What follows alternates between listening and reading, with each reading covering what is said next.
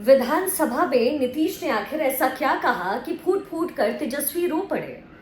बिहार में विधानसभा चुनाव से पहले एक बार फिर से तेजस्वी यादव आक्रामक तो हैं, लेकिन चर्चा नीतीश के आगे उनकी दाल नहीं गल रही। तेजस्वी ने पदयात्रा निकाली, लेकिन उपचुनाव में उसका असर नजर नहीं आया।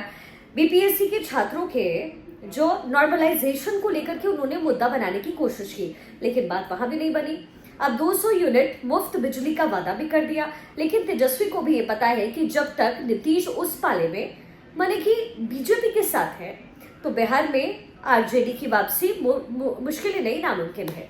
तो तेजस्वी यादव फिर से नीतीश कुमार को डोरे डालने में जुटे हुए हैं। तेजस्वी नीतीश को कैसे लुभाना चाहते हैं ये मैं आपको बताऊं, लेकिन उससे पहले आपको उनका नया दाव जरा बताते हैं। मुंगेर में तेजस्वी यादव ने जनता के बीच 200 यूनिट मुफ्त बिजली देने का ऐलान कर दिया है। तेजस्वी ने यह भी कहा है कि आरजेडी अगले साल होने वाले विधानसभा चुनाव से पहले जनता के साथ शेयर किए जाने वाला एक रोड मैप तैयार कर रही है।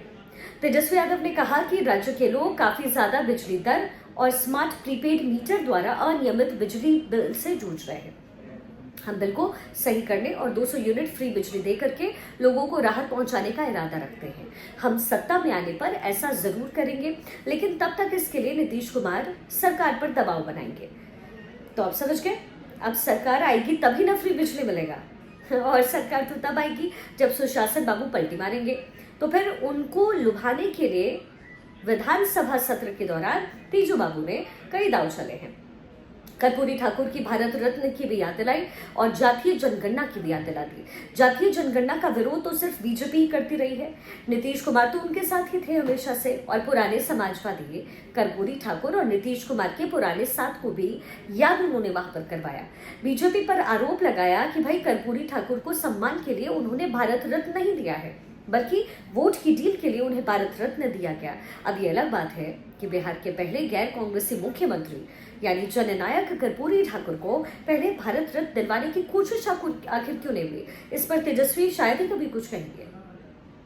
आजादी के बाद बिहार के सामाजिक आंदोलन में कर्पूरी ठाकुर का योगदान किसी से छिपा थोड़ी है, लेकिन ना तो जनता दल की सरकार, ना ही लालू यादव की मौजूदगी वाली यूपीए सरकार ने कभी उनकी सुन ली। हाँ, अब उन्हें भारत रत्न मिल चुका है, तो क्रेडिट अब सबको चाहिए, और हो भी क्यों ना।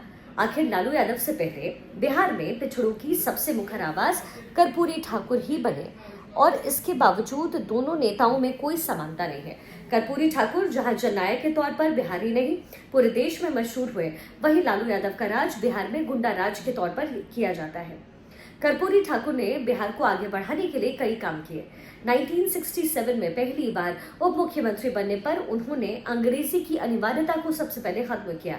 इसकी वजह से उनकी आलोचना भी बहुत हुई, लेकिन हकीकत यह है कि उन्होंने शिक्षा को आम लोगों तक पहुंचाया। 1971 में मुख्यमंत्री बनने के बाद किसानों को बड़ी राहत देते हुए उन्होंने गैर लाभकारी जमीन पर मालगुजारी टैक्स को भी बंद किया। बिहार के तब के मुख्यमंत्री सचिवालय की इमारत की लिफ्ट चतुर्वर्गीय कर्मचारी यानी 4th ग्रेड कर्मचारी के लिए उपलब्ध नहीं था।